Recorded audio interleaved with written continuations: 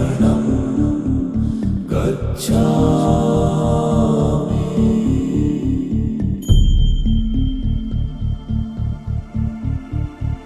बुद्धं शरणं गच्छामि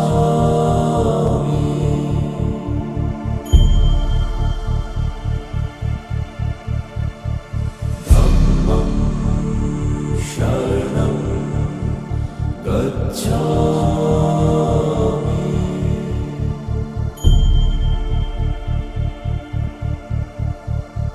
संघं शरणं गच्छामि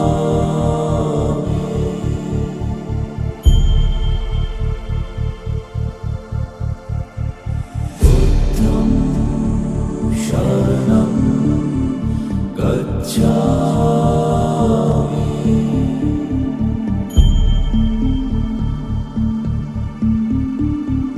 धम्मं शरणं गच्छामि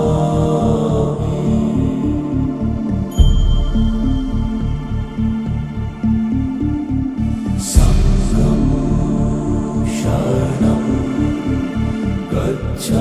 गच्छामि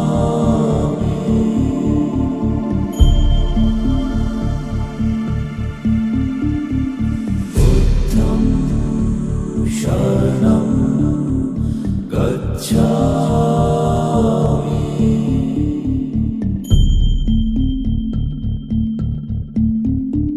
सम्मा सम्बुद्धो भगवान् बुद्धं भगवन्तं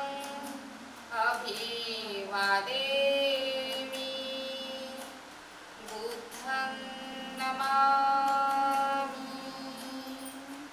स्वाखातो भगवता धम्मो धम्मं नमस्सामि धम्मं नमामि सुपटिपन्नो भगवतो साधुसङ्घो सङ्घं नमामि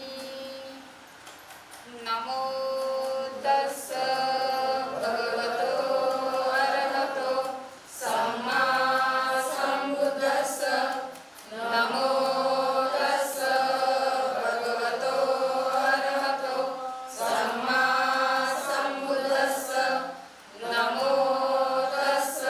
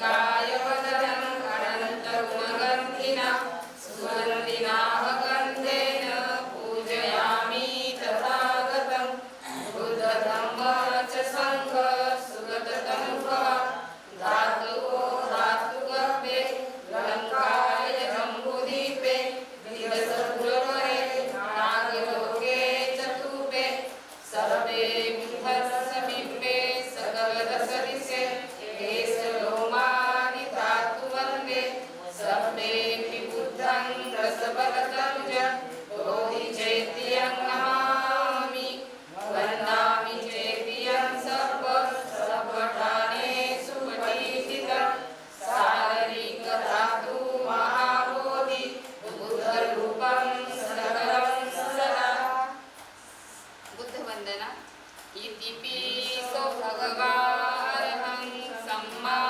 सम्बुद्धो विचाचरण संपन्नो सुगतो लोकविदु अणुत्तरो पुरीश धम्मसारथि सत्ता देव मनुष्यानं बुद्धो भगवाति बुद्धयाव जीवितपर्यन्तं शरणं गच्छामि ये च बुद्धा अतीता च ये च बुद्धा अनागता पचुपन्ना च ये बुद्धा अहं वन्दामि सर्वदा नत्थि मे शरणं हर्यं बुद्धो मे शरणं वरम् एतेन सच्चवच्चेन होतु मे जयमङ्गलम् उत्तमङ्गेन वन्देऽहं पादपस्तु वरुत्तमम् बुद्धेयो कलितो दोषो बुद्धो कमतु तं मम यं किञ्चिरतनं लोके विद्यति विविधा कुतु रतनं बुद्धसमं नत्थि तस्मात्सोऽति भवन्तु मे यो सन्निसिन्नो वरबोधिमूले मारं ससेनं महति विजेत्वा सम्बोधिमागच्छि अनन्तज्ञानो लोकोत्तमोदं प्रणमामि बुद्धं धम्मवन्दना स्वाखातो भगवता धम्मो सन्धिटिको अकालिको ऐपसिको औपनायको पच्चतं वेदितव्यो विन्युति धम्मयाव जीवितपर्यन्तं शरणं गच्छामि ये च धम्मा अतीता च ये च धम्मा अनागता पचुपन्ना च ये धम्मा अहं वन्दामि सर्वदा नत्थि मे शरणं अन्यं धम्मो मे शरणं वरम् एतेन सच्चवचेन होतु मे जयमङ्गलम् उत्तमङ्गेन वन्देऽहं धम्मं च द्विविधं वरम् धम्मेयो कलितो दोषो धम्मो कमतु तं मम यं किञ्चिरतनं लोके विचति विविधा कुतु रतनं धम्मसमं नत्थि तस्मात्सोऽति भवन्तु मे अठाणिको अर्योपतो जनानं मोक्षप्रवेशा उच्को मक्को धम्मो अयं सन्तिकरो पणितो न्याणिको तं प्रणमामि धम्मं संघवन्दना सुपटिपन्नो भगवतो सावकसङ्गो तुतिपटिपन्नो भगवतो सावकसङ्गो न्यायपटिपन्नो भगवतो सावकसङ्गो सामिचिपटिपन्नो भगवतो सावकसङ्गो यदिदं चतारि पुरिसयुगानि अट्टपुरीसपूगला एक भगवतो सावकसङ्गो आहुनीयो पाहुनीयो दक्कनीयो अंजलिकरणीयो अणुत्तरो पुण्यङ्केतं लोकसाति संघयाव जीवितपर्यन्तं शरणं गच्छामि ये च सङ्घा अतीता च ये च सङ्घा अनागता पचुपन्ना च ये सङ्घा अहं वन्दामि सर्वदा नत्थि मे शरणं अन्यं सङ्घो मे शरणं वरम् एतेन सच्चवच्चेन होतु मे जयमङ्गलम् उत्तमङ्गेन वन्देऽहं सङ्घं च द्विविधोत्तमम् संज्ञेयो कलितो दोषो सङ्गो भवतु तं मम यं किञ्चिरतनं लोके विच्छति विविधा रतनं सङ्गसमं नन्ति तस्मात्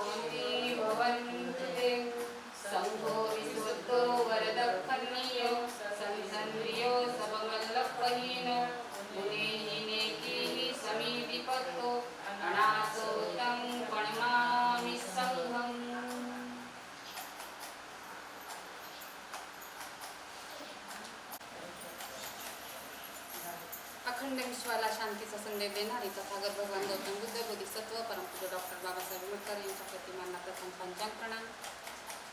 जे जे महासंत झाले, महामाता झाले, त्यांच्या आचरणांना विचारांना विनम्र अभिवादन करून इथे जमलेले माझे शीलसंपन्न गुणसंपन्न श्रद्धाळू धम्मोपासक धम्मोपासिका धम्मबाल बालक या सर्वांना माझा क्रांतिकारी जय भीम. समर्पण घेऊ आपण सर्वांना. सुखो बुद्धाणं उपादो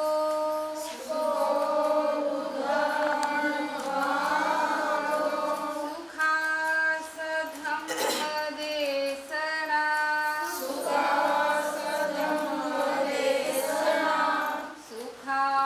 संघर्ष सामगी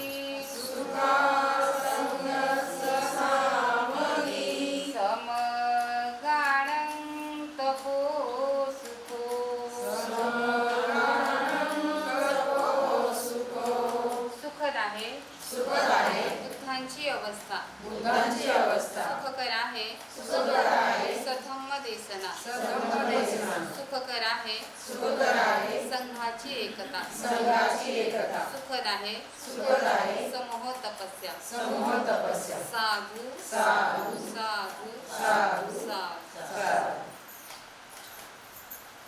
तारीख आहे आणि काल 25 तारखेला आपला भाग 7वा साम्य आणि भेद. बुद्धाने काय राज्य ठरवले आणि बुद्धांनी कोणते बदल केले हा भाग आपण काल बघितलेला आहे. आजचा भाग आहे बुद्धाने काय स्वीकारले. बुद्धांच्या शिकवणुकीचे पहिले वैशिष्ट्य असे की सर्व गोष्टींचा मध्यबिंदू मन आहे हे त्याने मानले. मन सर्व वस्तूंच्या अग्रभागी असते, म्हणजेच सर्व वस्तू श्रेष्ठ आहे. ते सर्व वस्तूंवर अंमल चालवते आणि त्याची निर्मिती करते. मनाचे आकलन झाले की सर्व वस्तूचे आकलन होते. हे पहिलं वैशिष्ट्य तथागतांनी सांगितलेलं आहे. मन हे सर्व मानसिक क्रियांचे मार्गदर्शन करते. मन हे मानसिक शक्तीचे प्रमुख आहे. मन हे त्या शक्तीचेच बनलेले असते. ज्या बाबींकडे लक्ष पुरवणे आवश्यक आहे अशी पहिली बाब म्हणजे मनाचे संस्कार, जे तथागतांनी 2500 वर्षापूर्वी या जगामध्ये सर्वात पहिल्यांदा जे सत्य सांगितलेलं आहे की आपलं मन आहे त्या मनाला एकाग्र करता येतं आणि त्याला चांगले संस्कार हे देता येतात. म्हणून पहिली बाब त्यांनी सांगितलेली की मनाला संस्कार केले पाहिजे. बुद्धांच्या शिकवणुकीचे दुसरे वैशिष्ट्य असे की आपल्यामध्ये निर्माण होणाऱ्या आणि आपल्यावर बाहेरून त्याचा परिणाम होतो अशा सर्व बऱ्या वाईट गोष्टींचे मन हे उगमस्थान आहे. आणि मग आपल्या मनातच प्रत्येक गोष्ट उत्पन्न होते. वाईट असो चांगली असो हे दोन्ही गोष्टी आपल्या मनामध्येच उत्पन्न होतात. परंतु तथागतांनी मग तेच सांगितलेलं आहे की वाईट गोष्ट उत्पन्न झाली तर त्या वाईटला आपल्याला थांबवायचं आहे आणि चांगली गोष्ट उत्पन्न झाली तर ती आपल्याला अंमलात आणायची आहे. आणि यालाच अष्टांगिक मार्गातला सम्यक व्यायाम असं भगवान बुद्धांनी सांगितलेलं आहे. म्हणून मन आपलं काय आहे उगमस्थान आहे. जे जे वाईट आहे वाईटाशी संबंधित आहे आणि त्याच्या अधीन आहे ते मनातूनच उत्पन्न होते. जे जे चांगले आहे चांगल्याशी संबंधित आहे आणि त्यांच्या अधीन आहे ते सर्व मनातूनच उत्पन्न होते. म्हणजे तथागतांनी हा शोध घेतलेला आहे. हे सत्य पहिल्यांदा बाहेर आणलेलं आहे की जे काही चांगलं होतं तेही मनातूनच उत्पन्न होतं आणि जे काही वाईट होतं ते सुद्धा मनातून उत्पन्न होतं. म्हणून इतरांना दोष न देता आपल्या स्वतःचेच आपल्याला दोष काढायचे आहेत. जे बाबासाहेबांनी या ग्रंथामध्ये शेवटच्या ज्या 4 प्रतिज्ञा दिलेल्या आहेत त्या 4 प्रतिज्ञांमधली दुसरी प्रतिज्ञा बाबासाहेब म्हणतात की प्रतिज्ञा आपण करूया आपणात दोष असंख्य ते नष्ट करण्याचे. आपल्या स्वतःचे दोष आपल्याला काढायचे आहेत जे भगवान बुद्ध सांगतात. आणि म्हणून पुढे तथागत सांगतात की ज्याप्रमाणे गाडी ओढणाऱ्या बैलाच्या पावला मागोमाग गाडीचे चाके जातात त्याचप्रमाणे अशुद्ध मनाने अशुद्ध चित्ताने जो बोलतो किंवा कृती करतो त्याच्या मागोमाग दुःख येते. आणि म्हणून चित्तशुद्धी हे धर्माचे सार आहे. जे तथागतांनी आपल्याला धम्मपालन गाथेमध्ये सांगितलेलं आहे की सचित्त परियोदपण एकदम बुद्धाने शासन की फक्त आपलं स्वतःचं चित्त शुद्ध करायचं आहे, इतरांचं चित्त शुद्ध करण्याची गरज नाही. त्या 3 वाक्यांमध्ये तथागतांनी सुत्त पिटक, विनय पिटक आणि अभिधम्म पिटक सांगितलेलं आहे. सब पापस कर्ण कुशलस्स उपसंपदा. सचित पर्यदपनेतं बुद्धानुशासने. भगवान बुद्धांची शिकवणूक काय आहे, शिक्षा काय आहे की स्वतःचं चित्त शुद्ध आणि निर्मल करायचं. जसं जसं आपलं चित्त आपण निर्मल करत असतो तसं तसं आपण निर्भय बनत असतो. आणि जर आपण निर्भय झालो तर आपल्या स्वतःचं जे वाईट कर्म असतं ते सगळं आपल्याजवळून जात असतं. आणि तीच मानसिक विकार आहे, तोच मानसिक विकार आहे. हा मानसिक विकार जर माणसाचा बरा झाला तर आपल्याला कोणताही रोग होणार नाही असं भगवान बुद्ध सांगत असतात. म्हणजे 2500 वर्षापूर्वी तथागतांनी ह्या मानवाला दिलेलं जे दवा आहे, जे आपण 2 प्रकार म्हणतो, एक दवा आहे आणि एक दुवा आहे. दुव्याने काहीच होत नसतं परंतु दव्याने त्याचा असर होत असतो, ते तथागतांनी दिलेलं आहे. आणि म्हणूनच भगवान बुद्ध पुढे सांगतात, बुद्धांच्या शिकवणुकीचे तिसरे वैशिष्ट्य म्हणजे पापकृत्य टाळणे हे होय. म्हणजे जी वाईट गोष्ट आहे ती आपण नेहमी टाळली पाहिजे. जे आपल्या महिलांच्या बाबतीत आपल्याला इथे सांगता येईल की रोज सकाळी आपण घर झाडतो ते कशासाठी की कचरा बाहेर टाकण्यासाठी. मग तथागतांनी ते सांगितलेलं की आपल्याला आपल्या मनातल्या जे काही वाईट गोष्टी आहेत त्या आपल्याला टाकून द्यायच्या आहे आणि चांगल्या गोष्टी आपल्याला स्वीकारायच्या आहेत. अशा प्रकारे तिसरं वैशिष्ट्य तथागत सांगतात की पापकृत्य टाळणे. म्हणजे कधीही आपल्या जीवनामध्ये आपण पाप करू नाही, वाईट गोष्ट करू नये. आणि त्या गोष्टी 3 गोष्टी आहेत. एक मनाने वाईट गोष्ट होते, एक वाचेने होते आणि एक शरीराने होते. ह्या 3ही गोष्टी जर केल्याने तर आपल्या चित्तामध्ये चांगली गोष्ट उत्पन्न होते आणि मग आपण चांगली गोष्ट करायला सुरुवात करतो. त्यांच्या शिकवणुकीचे चौथे वैशिष्ट्य असे की खरा धर्म हा धर्मग्रंथात नसून धर्मतत्वाचे पालन करण्यात आहे. जे भगवान बुद्ध सांगतात की नतावता धम्मधरो यावता बहुभासती योच्या पंक्ती सुत्वान धम्म काय न पसती. जो थोडासा धम्म शिकतो म्हणजे एक गाथा शिकतो आणि त्याचं आचरण स्वतः करतो आणि मग इतरांना सांगतो, त्याला भगवान बुद्ध म्हणतात की तो खरा धर्मधर आहे. खूप 4 तास भाषण देतो म्हणून तो धर्मधर होत नाही. म्हणून आपल्या वाचेने आपल्याला मोजकच बोलायचं आहे, मुद्द्याचंच बोलायचं आहे, जी सम्यक वाचेमध्ये तथागत सांगतात. म्हणून चौथं वैशिष्ट्य भगवान बुद्धाने सांगितलेलं आहे की खरा धर्म हा धर्मग्रंथात नसून धम्मतत्व पालन करण्यात आहे. जे आपण हे 3 महिने ग्रंथ वाचला आणि 8 महिने आपण काहीच केलं नाही तर हा ग्रंथ वाचून फायदा नाही. आषाढ पौर्णिमेला चालू केला आणि अश्विनीला संपवला तर तो फक्त ग्रंथ वाचन होणार आहे. परंतु ते ग्रंथ आपल्याला एक प्रत्येक शब्द प्रत्येक वाक्य आपल्याला समजून घ्यायचं, त्या पद्धतीने आचरण करायचं आहे आणि आपल्यामध्ये बदल झाल्यानंतर आपल्याला इतर जणांनाही आपल्याला आदर्श म्हणून दाखवायचं आहे. अशा प्रकारे तथागत म्हणतात की धर्मतत्वाचं पालन करण्यातच जास्त महत्त्व आहे. बुद्धांचा धर्म ही त्यांची स्वतःची निर्मिती नव्हती असे कोणी म्हणू शकेल का, हे बाबासाहेब प्रश्न करता येते की बुद्धांचा धर्म हा त्यांची स्वतःची निर्मिती नव्हते असे कोणी म्हणू शकेल का, असा प्रश्न केलेला आहे. जय भीम. जय भीम. नमो बुद्धाय. ताई, मला एक प्रश्न विचारायचा होता की बुद्धांनी कोणते बदल केले तर आत्म्याची मुक्ती किंवा मोक्ष या त्याने निबाण निर्माण तत्व काय स्वीकारले. छान ताई, छान प्रश्न विचारला तुम्ही की तथागतांनी जे बदल केलेले आहेत आणि त्या बदलमध्ये आत्म्याची मुक्ती आणि मोक्ष या तत्वाऐवजी तथागतांनी काय स्वीकारलेलं आहे तर तथागतांनी निब्बाण हे स्वीकारलेलं आहे. आणि निब्बाण हे प्रत्येक मानवाला आपल्या जीवनातच मिळवता येतं. आणि निब्बाण ही दुसरं तिसरं काही नसून जो तथागतांनी आर्य अष्टांगिक मार्ग दिलेला आहे त्या मार्गानुसार आपण ज्यावेळेस आचरण करतो त्यालाच निब्बाण असं म्हटलेलं आहे. साधू. ताई, मला प्रश्न विचारायचा आहे, निब्बाण म्हणजे काय? छान ताई, आपण प्रश्न हे विचारले पाहिजे कारण भगवान बुद्धाने आपल्याला तेच सांगितलेलं आहे की आपले प्रत्येक प्रश्न आपण उत्पन्न केले पाहिजे आणि प्रश्नांचे उत्तरही आपल्याला मिळवले पाहिजे. तर निब्बाण म्हणजे तथागतांनी आपल्या आयुष्यामध्ये आपल्या जीवनामध्ये आपण जे अज्ञान टाकून दिलेलं आहे आणि सज्ञान घेतलेलं आहे तर त्या सज्ञानामध्ये भगवान बुद्धाने सर्वात प्रथम सांगितलं की आपण आर्य अष्टांगिक मार्ग अंगीकारला तर आपल्याला निब्बाण हे प्राप्त करता येतं. म्हणून निब्बाणाचा अर्थ हा खूप जण वेगळा घेतात परंतु निब्बाण हे मृत्यूनंतर नाही तर ते जिवंतपणेच आपल्याला प्राप्त करता येतं आणि ती अवस्था आहे. तर ती आपल्याला आचरण करता करता आपल्याला त्या निब्बाणामध्ये आपण त्याच्यामध्ये जात असतो. आणि निब्बाणाचे 8 अंग तथागतांनी दिलेले आहेत. त्या 8 अंग पहिला आहे सम्यक दृष्टी, दुसरा आहे सम्यक संकल्प, तिसरा आहे सम्यक वाचा, चौथा आहे सम्यक कर्मांक, पाचवा आहे सम्यक आजीविका, सहावा आहे सम्यक व्यायाम आणि सम्यक स्मृती आणि आठवा आहे सम्यक समाधी. समाधी म्हणजे आपल्या मनाची एकाग्रता. असं भगवान बुद्धाने आर्य अष्टांग ह्या पूर्ण धम्म आपल्या ह्या शरीरावर आहे आणि ह्या आर्य अष्टांगिक मार्गामध्ये पूर्ण आपल्याला ज्ञान आलेलं आहे.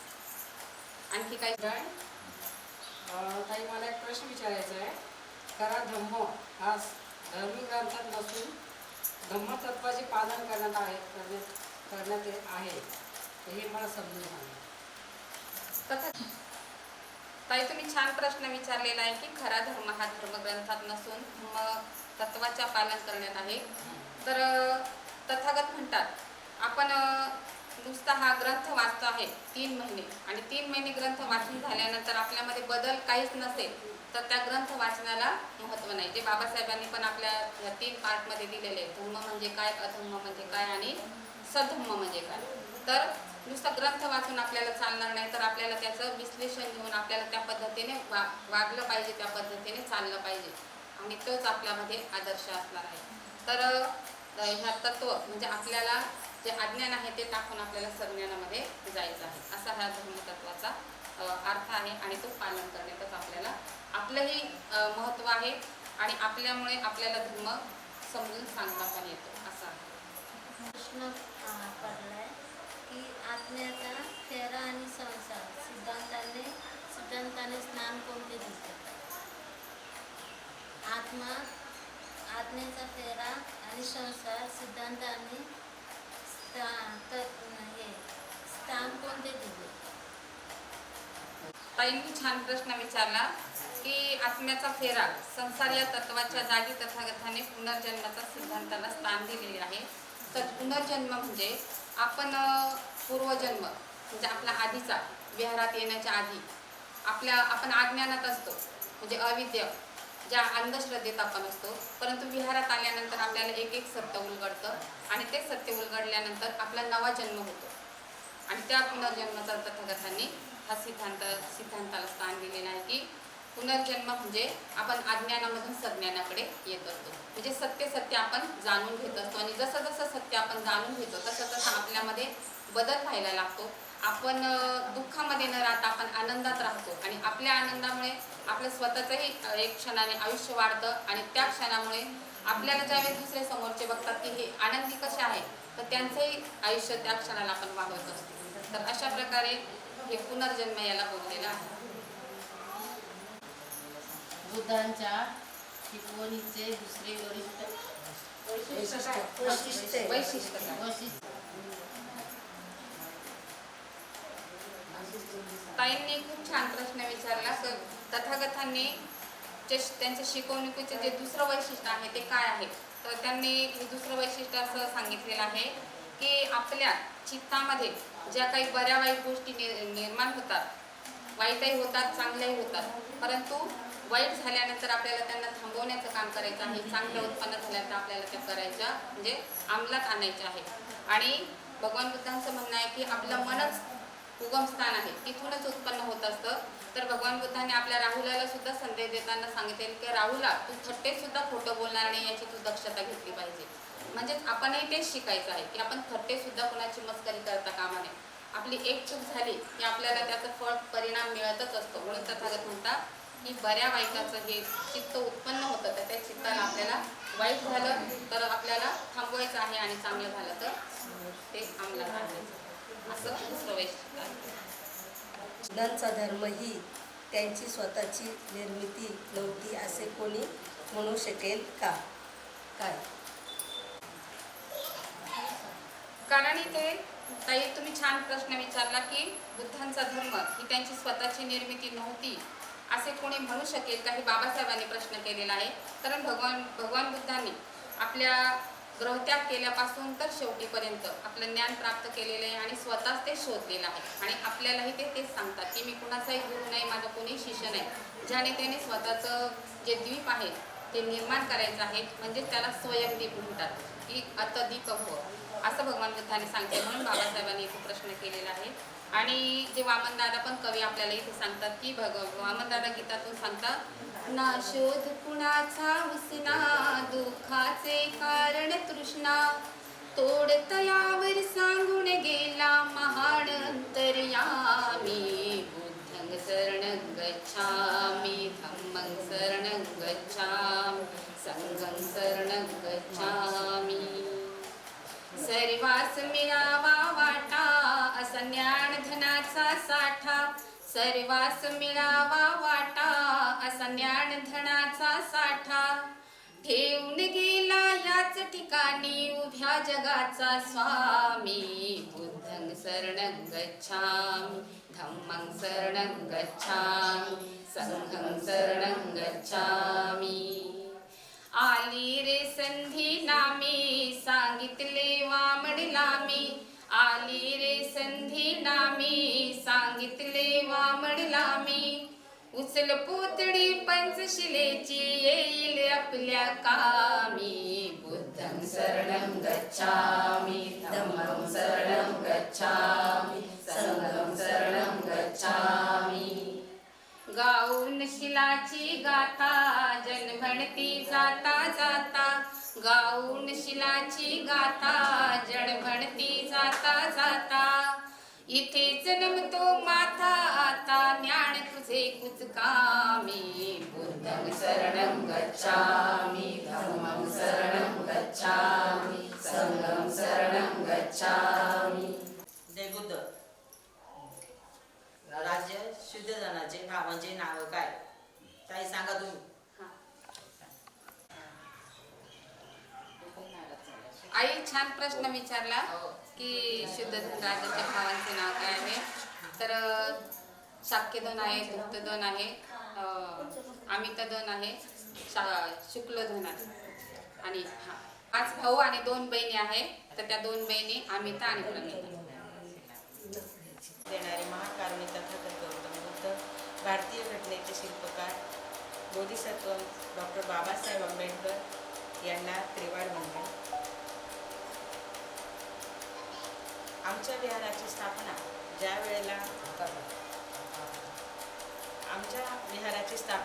वेळेला बाबासाहेबांनी आम्हाला दीक्षा दिली 1956 साली, त्यावेळेपासूनच झालेली आहे. पण त्यावेळेचे वीरसैनिक जे होते ते थोडेसे म्हणजे कमी शिकलेले असतील, कमी त्यांना ज्ञान असेल, काही असेल, त्यामुळे तेव्हा विहार नसून ही चावडी होती.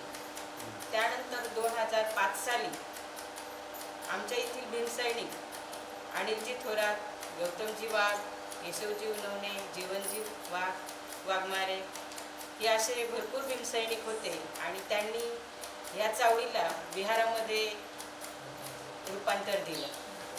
त्यानंतर आम्ही महिला त्यावेळेस फक्त वंदनेला म्हणजे कार्यक्रम असल्यानंतरच वंदनेला वगैरे यायचो. पण नंतर कालांतराने 2015-16 पासून आम्ही इथे वंदना वगैरे घेत होतो. पण तरी आम्हाला कमी ज्ञान असलं असंच आम्ही म्हणू शकतो की आम्हाला काही जास्त ज्ञान नव्हतं. आणि ह्या वर्षी आम्ही साधनाताई उनवणे ज्या आहेत त्या नाशिक रोडून इकडे आल्या आणि त्यांनी आम्हाला थोडीशी माहिती दिली आणि ह्या वर्षी आम्ही वर्षावास सुरुवात केला. आमचं वर्षावासाचं इथलं पहिलंच वर्ष आहे. एवढं 2 शब्द सांगू. जय भीम. जय भीम. नमोबुद्धाय. आपल्या जीवनात प्रत्येक मानवाला निसर्ग हा संधी देत असतो आणि त्या संधीनुसार वामनदादा आपल्या गीतातून ज्ञान देत आहे. आणि बाबासाहेब स्वतः वामनदादांना बोललेले आहेत की वामना वामना काय वर्णू तुझं गुन्हा, माझ्या 12 भाषणांचं मोल तुझ्या एका कवना. म्हणून वामनदादा कवितेतून काय म्हणते आपण बघू. आली आली सुवर्ण घडी, जाग आता नराता तडी. जागवया तुला बुद्ध पुढाला, फुलधाराची वेड्याकडी. आली आली सुवर्ण घडी, संपली ती निराशाने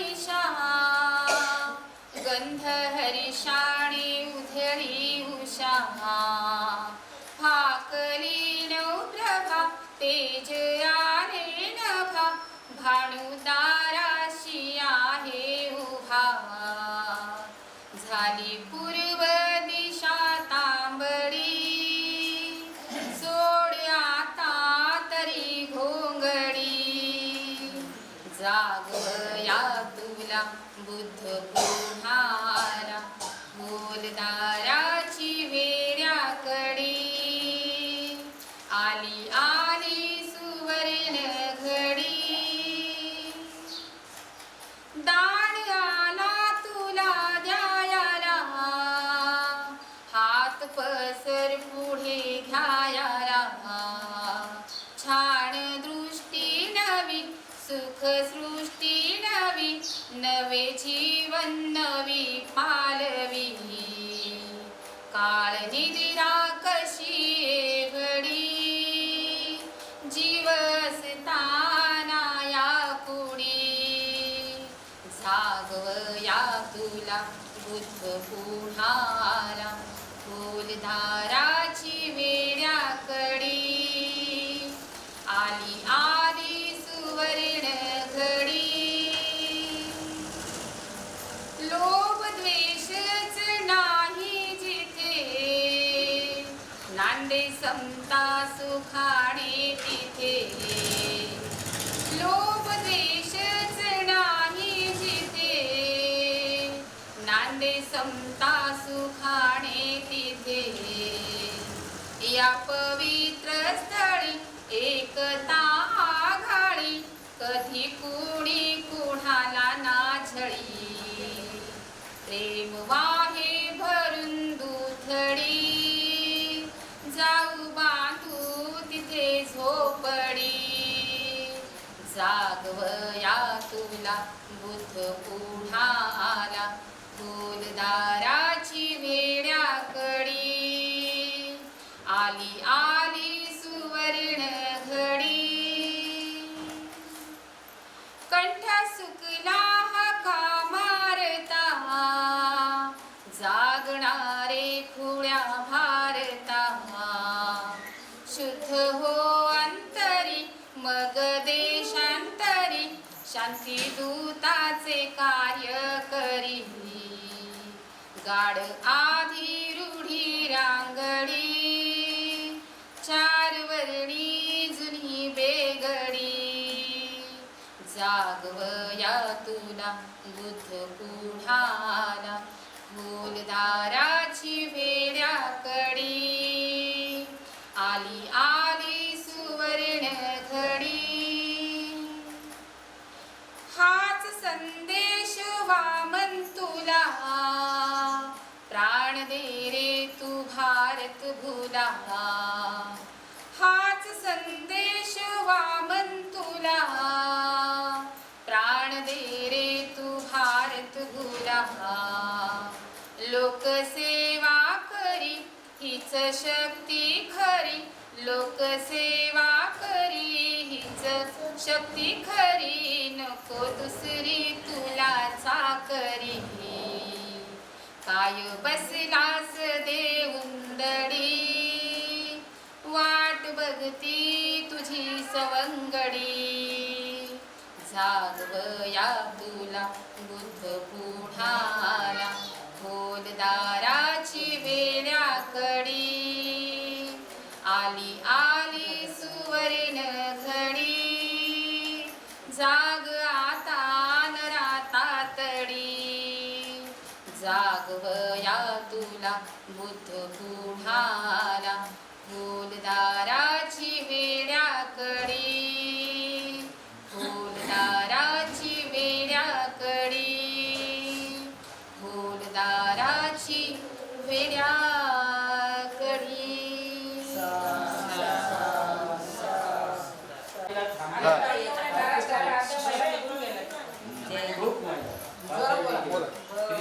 बौद्ध करिता बौद्धाचे लागे ध्यान बौद्ध बौद्ध करिता बौद्धाचे लागे ध्यान बाबासाहेबांनी पहिला उचलिला मान बाबासाहेबांनी पहिला उचलिला मान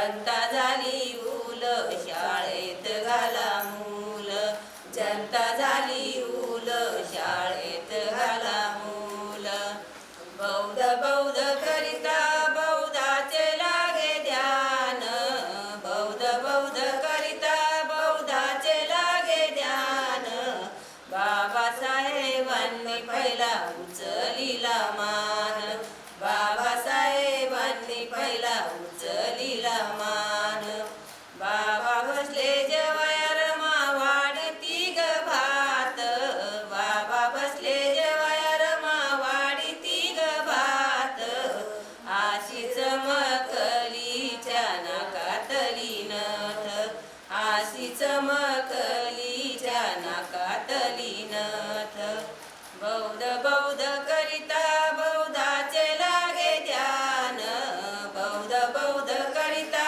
बौद्धाचे लागे ध्यान बाबासाहेबांनी पहिला उचलिला मान बाबासाहेबांनी पहिला उचलिला मान बाबा बसले जेवाया वाढीती गदाळ बाबा बसले जेवाया वाढीती गदाळ आशी चमकलीच्या गळ्यातली माळ आशी चमकलीच्या गळ्यातली माळ बाबा बसले जेवाया वाढीती ग तूप बाबा बसले जेवाया वाढीती ग तूप आस चमकल हिच्या देहीचं ग रूप आस चमकल हिच्या देहीचं ग रूप जय जय भीम